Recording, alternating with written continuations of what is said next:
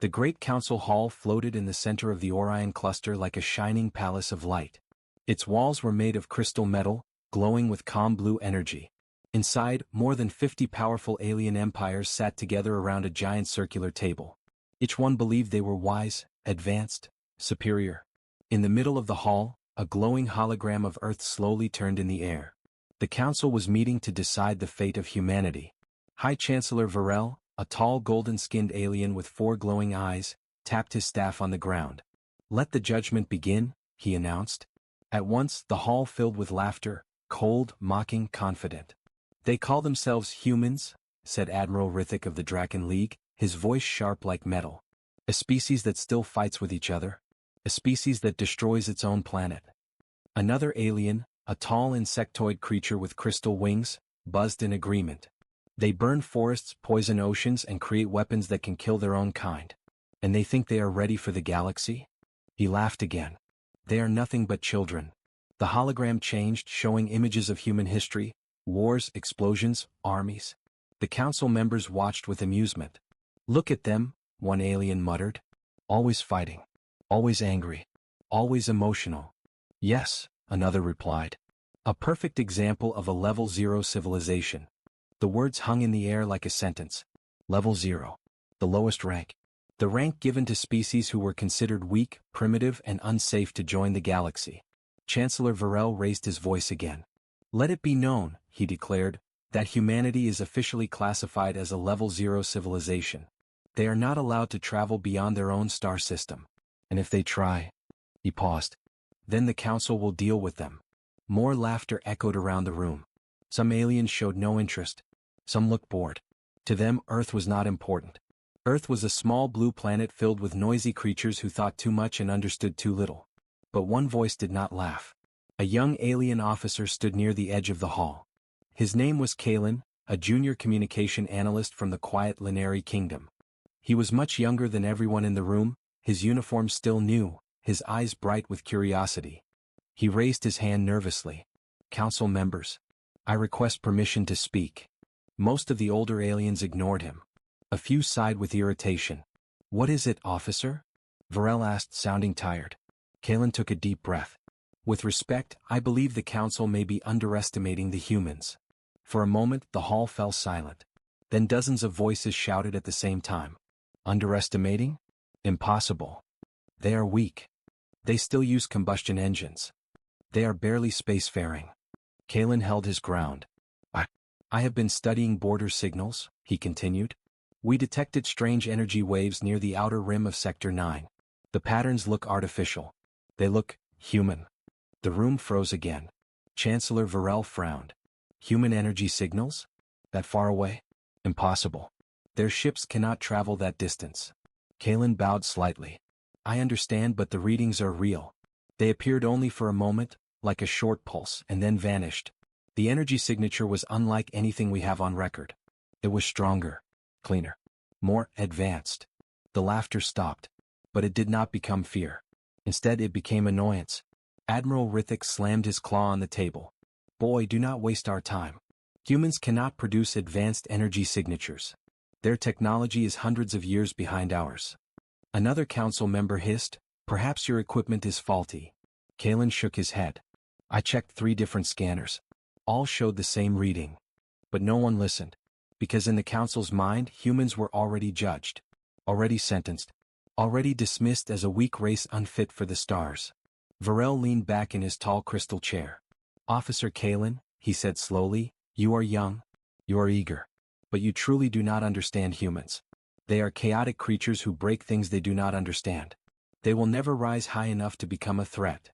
"But Chancellor," Kalen insisted, "what if—" "Enough." Varel's voice boomed across the hall. "The council has made its decision."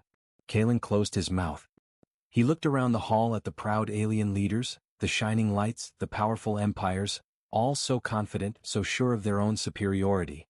They were wrong. He felt it deeply. Something about those signals, something about the humans, something was coming. But no one would listen. Chancellor Varel struck his staff again.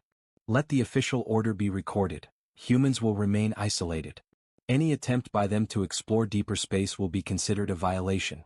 And a violation will be punished." The order echoed through the hall. The hologram of Earth slowly faded. The meeting ended. As the council members left the hall with smug smiles and arrogant laughter, only young Officer Kalen remained behind, staring at the empty air where Earth's image had been moments ago. He whispered to himself, "They think humans are weak. But something tells me, they are not." Outside the hall, deep in the stars, a shadow moved. A faint human signal blinked once, and vanished. Far away from the Great Council, far from the arrogant laughter of alien leaders, the planet Earth moved silently around its sun. To the galaxy, Earth still looked normal: busy cities, crowded streets, noisy people. Nothing special. Nothing dangerous. But the galaxy did not know the truth. Earth was not sleeping. Earth was preparing. Beneath the surface, hidden from the public and hidden from all alien eyes, a massive underground program worked day and night. It was known only to a few world leaders and a small group of scientists. Its name was Project Dawnstar. It began 70 years ago when a strange object crashed in the Nevada desert. Governments told the world it was a weather balloon. But deep underground, scientists discovered the truth. It was an alien probe, old, damaged, and filled with technology far beyond anything humans knew at that time. Instead of panicking, humanity did something unexpected. They united. For the first time in history, scientists from rival countries worked together. Military experts shared secrets. Engineers ignored borders. Humanity, a species famous for conflict, suddenly learned to cooperate. Because they had one fear, and one hope. Fear that the aliens who sent the probe would one day return. Hope that humans could rise high enough to stand equal with the stars. And so, Project Dawnstar began its work. Deep under the mountains, humans studied the alien technology. They learned the strange symbols, decoded the energy lines, tested the metal that never rusted and never broke. At first, progress was slow. Mistakes happened. Machines exploded. Labs were destroyed. But humans kept going. They did not give up. They adapted. This determination was something the Council never understood. Humanity learned quickly. Much faster than expected. Within 20 years, humans created their first artificial gravity generator. Within 30 years, they built powerful shield systems. And by the 40th year, they had something the Council believed impossible for a level 0 species. A working prototype of a warp engine. It was unstable, dangerous, barely controllable. But it worked. The first test flight of the engine took place on the dark side of the moon, where no telescope or satellite could detect it. The ship shook violently, metal groaning as if the universe itself tried to reject it. But then, with a flash of blue light, the small craft vanished. It reappeared moments later, 10,000 kilometers away. For the first time in history, Earth had touched faster than light travel. Humanity cheered. But Project Dawnstar did not stop there. With every year, the secret project grew larger. Underground hangars expanded. Factories were built under oceans. Labs were hidden inside asteroids. The public still believed Earth was struggling with social problems, political arguments, and climate issues, because those issues were real. But parallel to this chaos, something else was rising. Humanity's first great starship. Its name was the HFS Titan. The Titan was enormous, 2 kilometers long, covered in shining dark armor that could absorb energy blasts. Its engines were a mix of human design and alien technology. Its weapons were powerful enough to destroy entire fleets. But the most important thing was the crew. Every person trained for the Titan had passed the hardest tests. They studied alien languages, alien biology, alien strategy. They learned to work as one team. Soon, Earth produced more ships, each one faster, stronger, smarter. Humanity built a whole fleet. Quietly, carefully, in secret. Above Earth, behind the moon, a giant hidden station was constructed like a steel city floating in the dark. It had docking arms, repair bays, training domes, and huge shield generators. No alien radar ever detected it. From this hidden base, humans practiced warp jumps. They mapped nearby star systems. They even sent small stealth probes into Council territory, just to learn, watch, and prepare. Humanity did not want war. But they refused to be weak. The Council believed humans were still using primitive rockets. But humanity had already built ships that could jump between stars in seconds. The Council believed humans were emotional and irrational. But Project Dawnstar selected leaders who were calm, disciplined, and strategic. The Council laughed at human history. But they did not understand what history had taught humanity. Humans grow fastest under pressure. Humans evolve through challenge. Humans rise when no one expects them to. Meanwhile, in a sealed room deep under the Pacific Ocean, The leaders of Project Dawnstar gathered around a giant holographic map of the galaxy. Red dots marked Council territories. Blue dots marked human exploration paths. General Mara Winters, commander of Earth's hidden fleet, pointed to the outer rim. We detected a Council scout ship near our border. They don't know about us yet, but they will soon. Dr. Renito, one of the scientists who built the first warp engine, nodded slowly. The Council thinks we're weak. That is our advantage. Another officer added, but they will not think that for long. Humans must reveal themselves soon.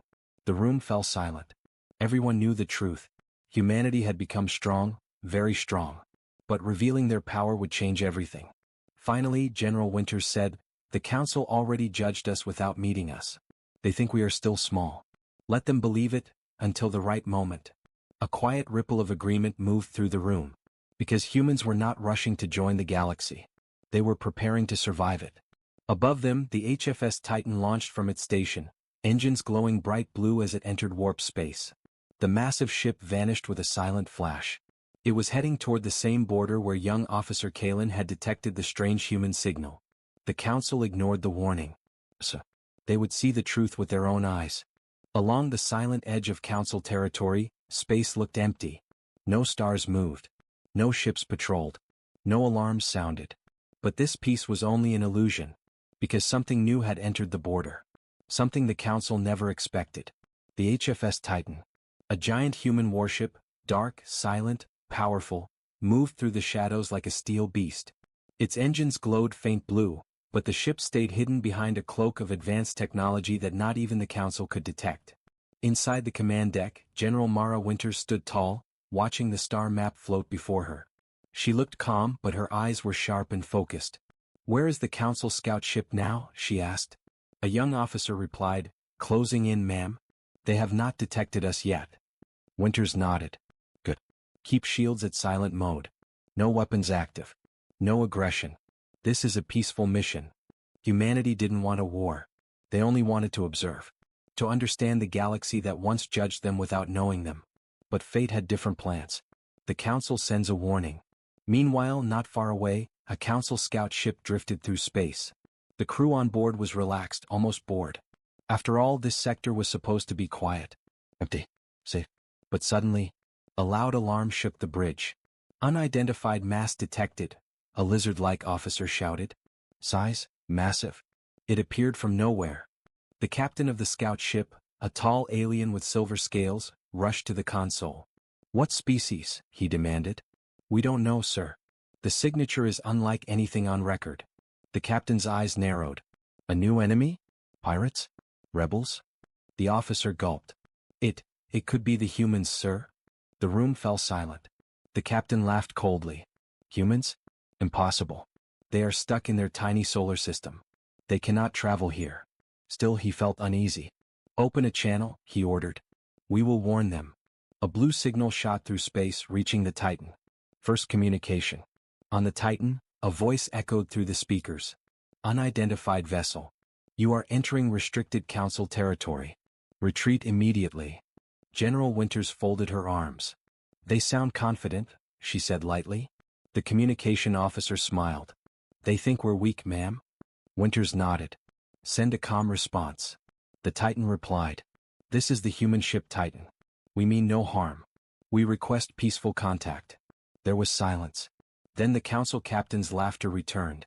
"Human ship. You expect us to believe that? Humans cannot build vessels of this size. You are violating Council law. Turn back or face consequences." Winters frowned. "We are offering peace." The alien captain snarled. "Humans do not deserve peace." And he ended the transmission. For a moment, the Titan's bridge felt colder.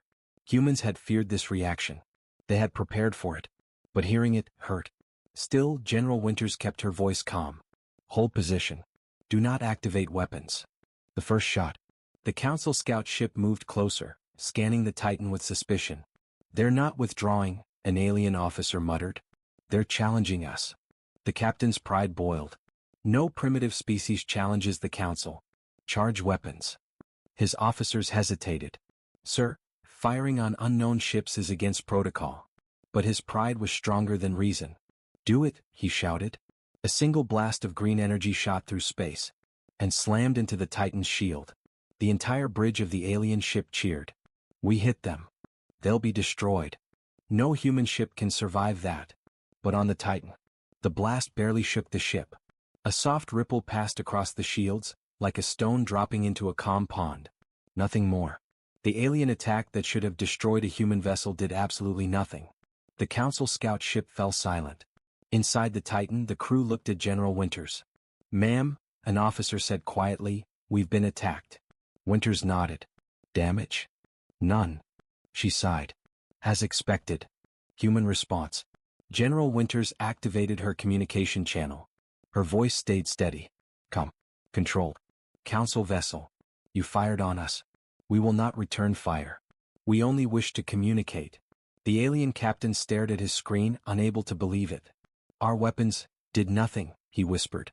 Fear crept into his heart. The ship, this human ship, was not weak, not slow, not primitive. But instead of attacking, it stayed peaceful. The captain felt confused, angry, and threatened all at once. "Prepare a second volley," he ordered desperately. "Full power." His crew looked terrified but obeyed. A massive blast fired toward the Titan. But this time, before it hit, the Titan moved. It vanished in a flash of blue light, reappearing right beside the Council ship. The aliens froze. That was faster than light movement," an officer whispered. "Impossible. Humans cannot do that." The Titan sent a final message. "We do not want to harm you. We only want respect." Then, with a soft pulse of blue energy, the Titan disabled every weapon on the Council ship, without damaging a single life form. The Council ship went dark. Powerless. Silent. Humans had defeated it, without violence. Breaking the Council's illusion. Inside the powerless alien ship, fear spread like fire. What kind of humans are these? They were supposed to be weak. How did they build such ships? The captain trembled. He had attacked first. He had assumed humans were small. He had been wrong. Very wrong. He whispered to himself, "If this is their scout ship, what else do they have?" The Titan leaves a message. Before leaving, the Titan transmitted one last signal. "We seek peace, but we will defend ourselves if forced. This is our first contact. Do not judge us by your old beliefs." And with a flash, the Titan entered warp space and disappeared. The Council scout ship drifted helplessly. The captain stared into the stars. For the first time in his life, he feared humans. The Council scout ship limped back toward its territory, drifting slowly through space like a wounded animal. Its lights were dim. Its weapons were disabled. Its crew remained silent, still shaken by what they had seen. No one had ever imagined a human ship could do such things. Move with lightspeed precision. Block powerful weapons. Disable a Council vessel without even scratching the hull. This was not the humanity they knew. This was something new. When the damaged ship finally reached the closest Council station, dozens of officers rushed to help. But when they heard the captain's report, their help turned into confusion and then fear. "Are you saying humans built a ship larger than yours?" "Yes." "And it survived Council fire?" "Without damage." "And it disabled your vessel peacefully?" "Yes." The room fell silent. For the first time in recorded Council history, a human vessel had overpowered a Council ship. And it had done so without killing anyone. Whispers spread fast. Rumors grew. Fear rose. The Council had judged humans as weak. Now that judgment began to break. Chaos in the Great Council Hall. In the Great Council Hall, the mood was very different from before. Gone was the laughter, the arrogance, the mocking smiles. Now the room buzzed with anger, shock, and disbelief. Chancellor Varel slammed his staff on the floor. "Explain," he demanded. "How could humans possess such technology? How could they build such a ship? They were level 0. Admiral Rithik growled, his metallic claws clicking nervously. "They must have stolen alien technology." A scientist shook her head. "If that were true, we would detect familiar patterns. But the human ship used unknown energy signatures. Partly alien, partly something else. Something else. Something beyond Council understanding." Officer Kalen, the young alien who had warned them earlier, stood at the back of the hall. He didn't smile. He didn't brag. He only said, "I told you we should not underestimate them." Many Council members hissed with irritation, but they could not deny it anymore. Humans were rising. Emergency meeting. The Council called an emergency meeting. Chancellor Varel spoke with a hard voice. "We cannot allow this human development to continue. If they build more vessels like this Titan, they could become a threat. A reptilian general asked, "How many ships do they have?" The room went quiet. No one knew. The council had ignored Earth for decades. They had never bothered to check. Humans were supposed to be too weak to matter. But now, if the Titan was just one ship, what else could humanity be hiding? Varel declared, "We must send a full battle fleet to monitor the human star system. If they try anything, we destroy them." Some agreed. Others hesitated. But before anyone could respond, a loud alarm rang through the chamber. The lights flickered. The floor vibrated. A deep rumble shook the walls. Everyone turned as a security officer ran into the hall. "Chancellor, something is approaching our border." "What is it?" Varel demanded. The officer's voice trembled. "Not something, sir, many things." A shadow passed over the hall as the hologram map activated. Thousands of blue dots appeared. Then tens of thousands. Then more. A massive formation slowly entered council territory. A fleet. An enormous fleet. The council gasped in horror. It was the largest fleet they had ever seen. And every single ship carried a human signature. Arrival of the hidden fleet. Far beyond the council border, the darkness of space lit up with blue light as hundreds of human warships emerged from warp. Then thousands. Each ship revealed itself like a waking giant. Destroyers. Carriers. Frigates. Titan-class ships. Massive fortress vessels the council had no name for. The hidden human fleet had arrived. For 70 years, Earth had been building in silence. Building with purpose. Building with unity. Now the galaxy saw the result. General Mara Winters stood on the bridge of the Titan, watching ship after ship join formation. Her voice carried authority and calm pride. "All ships report status." One by one voices responded. "HFS Horizon online. HFS Valkyrie ready. HFS Odyssey standing by. Human fleet at full power, General." Her second-in-command smiled. "The Council won't ignore us anymore." Winters looked toward Council space. "We didn't build this fleet to start a war. But we will not be treated as insects." The Council panics. Inside the Council hall, panic spread like wildfire. Thousands of ships? How did humans build this? They were supposed to be dying from pollution. They must have secretly united. This is impossible. No species advances this fast. Officer Kalen stepped forward. "Humans adapt. That is their way. They learn fast. They evolved during crisis. While we stayed comfortable, they struggled. And they grew stronger." Council members stared at him, speechless. He continued softly, "You judged them without knowing them. Now their fleet speaks for them." The human message. Suddenly, a broadcast signal filled every screen in the council hall. General Mara Winters appeared, calm, proud, confident. "This is General Winters of the human fleet," she said. "We enter your territory not for conquest but for recognition." Chancellor Varel clenched his fists. "You dare enter without permission?" Winters continued as if she hadn't heard him. "For decades you called us weak. For decades you kept us isolated. You judged us without meeting us." She leaned forward slightly. "Now we stand here. Not as servants. Not as students. But as equals." The council chamber trembled with anger and fear. Winters concluded, "We seek peaceful discussion. But if you attack us, we will defend ourselves. Choose wisely, Council." The signal ended. The turning point. The council chamber erupted with chaos. "They threaten us. They are too powerful. We must strike now." But others trembled. "If we strike, we will lose." Chancellor Varel looked shaken. Their old belief humans are weak was shattered forever. For the first time, the council felt fear. And humanity stood at their border, waiting. The human fleet stood at the edge of council space like a wall of steel blocking the stars. Thousands of ships hung in perfect formation, silent, disciplined, ready. Inside the great council hall, chaos continued to boil. Fear, anger, and confusion filled the room like thick smoke. Chancellor Varel slammed his staff on the floor again. "We cannot allow humans to stand in our territory. They will challenge our authority." Admiral Rithik paced back and forth, his claws clicking loudly. "They brought an army. This is not diplomacy. This is intimidation." Another council member trembled. "If this is only their visible fleet, imagine what they are hiding." All eyes slowly turned to the hologram map. The human ships did not move. They waited. Cold. Confident. The council was furious. But the council was also scared. Officer Kalen watched silently from the back. He could feel the fear spreading through the room. But he also sensed something else, something that felt like the truth finally revealing itself. "Chancellor," he said carefully, "humans gave a message of peace. Perhaps we should listen." Varel glared at him. "Peace? They come here with a fleet that rivals our own. That is not peace." Kalen did not back down. "Or maybe that is their way of saying they will not be bullied." The room fell quiet. Because everyone knew the truth. The council had bullied humans. For centuries. And now humanity was standing tall, no longer a species to ignore. The council chooses pride. After long arguments, shouting, and fear-driven debates, Chancellor Varel made a decision. "A confrontation is necessary," he said.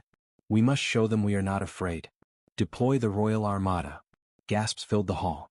The Royal Armada was the most powerful military force the council had. It had crushed rebellions, stopped invasions, and protected countless civilizations. If the Armada failed, then the galaxy would learn that the Council was no longer the strongest power. And the Council could not allow that. The order spread quickly through space. Within hours, hundreds of Council warships assembled at the border, glowing with powerful energy shields, armed with heavy plasma cannons ready for war.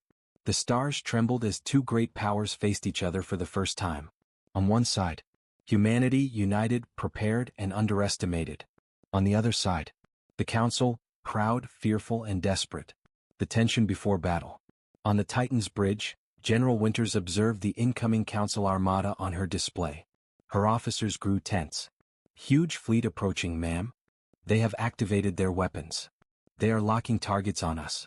Winters nodded calmly. "Keep shields up. Weapons on standby only. No firing unless absolutely necessary." Her second-in-command whispered, "Ma'am, if they attack with full power, even our fleet might struggle." Winters looked at him with steady eyes. "We did not come to conquer. We came to be heard. But if they attack us, we will survive." She turned back to the star map. "Open a channel. Humanity speaks." A giant hologram flickered to life inside the Great Council Hall, showing General Winters once again.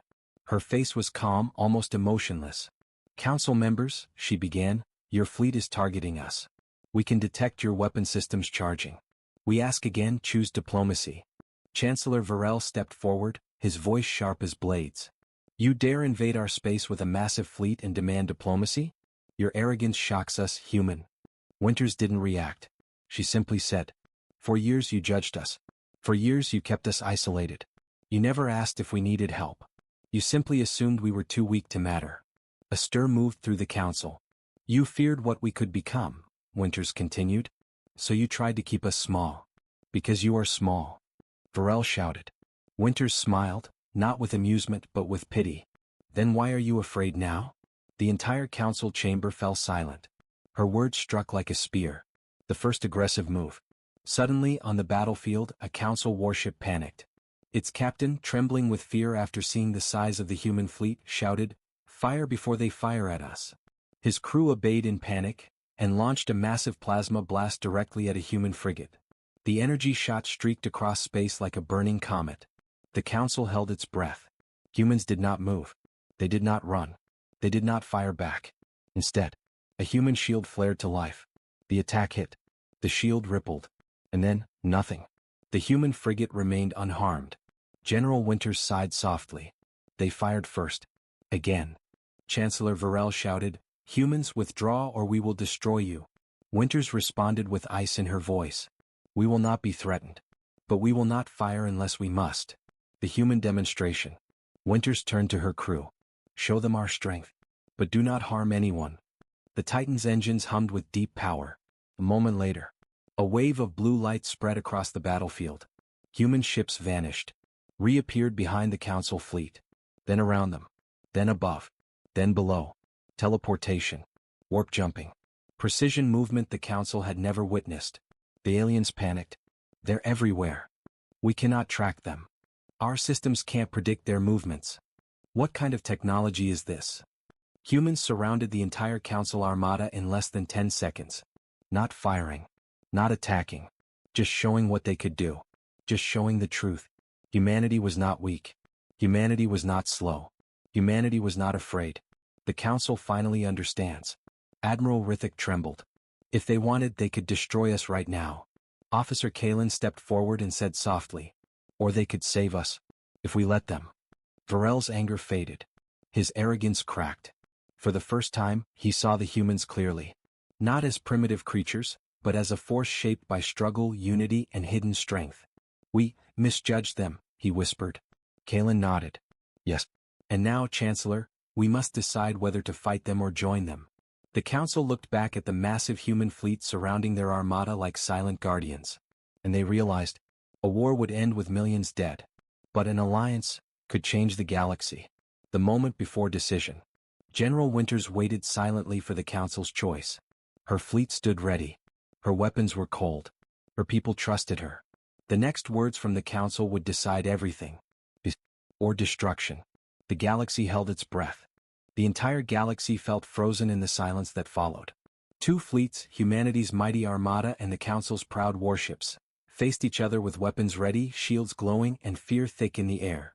General Winters stood in the center of the Titan's bridge, waiting. Her officers watched the display with anxious eyes, every second stretching longer than the last. Chancellor Varel is hesitating, her communications officer reported. Their fleet hasn't moved since our demonstration. Winters nodded slowly. They finally understand. But understanding didn't always lead to peace. Sometimes it led to pride. Sometimes to panic. Sometimes to mistakes. And one mistake, just one, could start a war across dozens of systems. Inside the council hall, Chancellor Varel stared at the hologram of the human fleet completely surrounding the council armada. His face twitched with fear but also humiliation. For centuries he believed humans were weak. The council had believed it. Entire species believed it. But the truth was now undeniable. They surpassed us, Admiral Rithik whispered. And we did not even see it coming. Council member Jaren clutched the edge of the table. If they wanted, they could wipe out the entire armada in seconds. Silence settled like a heavy stone. For the first time, the council realized the true danger was not humanity's strength, but their restraint. We attacked them first, an elder counselor said quietly. And they still did not fire back. Varel's gaze hardened. And that is exactly what worries me. Kalen stepped forward. Worries you? Chancellor, this should give us hope. A powerful species showing mercy is a gift. No, Varel hissed. It is a threat. No empire stays peaceful forever. Kalen shook his head. You see monsters everywhere. But they showed us patience, discipline, control. They are not the ones who escalated this. The Chancellor closed his eyes. For the first time, he didn't know what to do. The council must choose.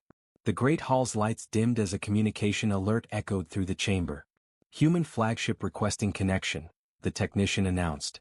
Everyone froze. If they refused the transmission, humans might take it as hostility. If they accepted it, they had to face the uncomfortable truth. Varel swallowed. Open the channel. General Winters' hologram appeared, calm, firm, her presence filling the hall. Chancellor Varel, she began. Council members. We await your decision. Her voice carried no anger. No threat. Just quiet strength. Varel straightened his posture, pretending confidence he didn't feel. Human General, he said. We acknowledge your display. But you must understand that your presence in our territory is unacceptable. Winter's eyes narrowed slightly.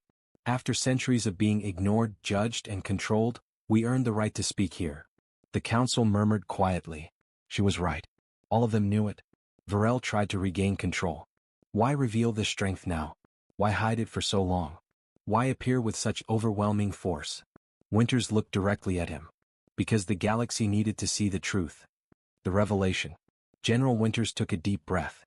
The Titan's bridge crew watched her, knowing this next part carried the weight of everything humanity had endured. When Earth first contacted the Council centuries ago, she began, we were a fractured species. Divided nations, unstable governments, constant conflicts. Council members nodded. They remembered humanity's early chaos. We knew if we showed weakness, Winters continued, you would dismiss us. And if we showed too much strength, you would fear us. Varel whispered, so you hid everything. Yes, Winters said simply. For generations, we united our world quietly. Ended our wars quietly. Built our technology quietly. Grew stronger quietly. How strong? Rithik asked hesitantly. Winter's expression didn't change. But her words shook the room. Stronger than you think. Strong enough to defend ourselves. Strong enough to protect our allies. strong enough to survive without your approval. The council chamber rippled with shock. Kalen looked around and said softly, "They evolved faster than any species in history. And we didn't see it because we never bothered to look." Winters turned her gaze back to Varel. "The truth, Chancellor, is simple. Humanity is not here to conquer. We are here to take our rightful place." A dangerous proposal. Kalen stepped forward, addressing both sides. "Then let us form a new alliance. One built on equality. One where humans stand beside us, not beneath us." The council whispered in fear. Admiral Rithik clenched his jaw. "If humans join us, their influence will spread across the galaxy. Their power will reshape everything." Varel's voice trembled between fear and pride. "Our authority will weaken. We will no longer be the center of civilization." Winters answered calmly. "Maybe the galaxy needs more than one center." A bold statement. Dangerous even. But the silence that followed showed that many council members agreed, quietly, secretly, but sincerely. The final challenge. But Varel wasn't ready to surrender so easily. He stood tall, pointed at the hologram and demanded, "If humans are so peaceful, then prove it. Lower your weapons. Disarm your fleet. Stand down." The request was impossible. And he knew it. Winters lifted her chin. "We will not disarm. Not before species who attacked us first. Not before those who kept us in isolation." Her voice was like steel wrapped in calm. "But we will make one final offer." Every council member leaned in.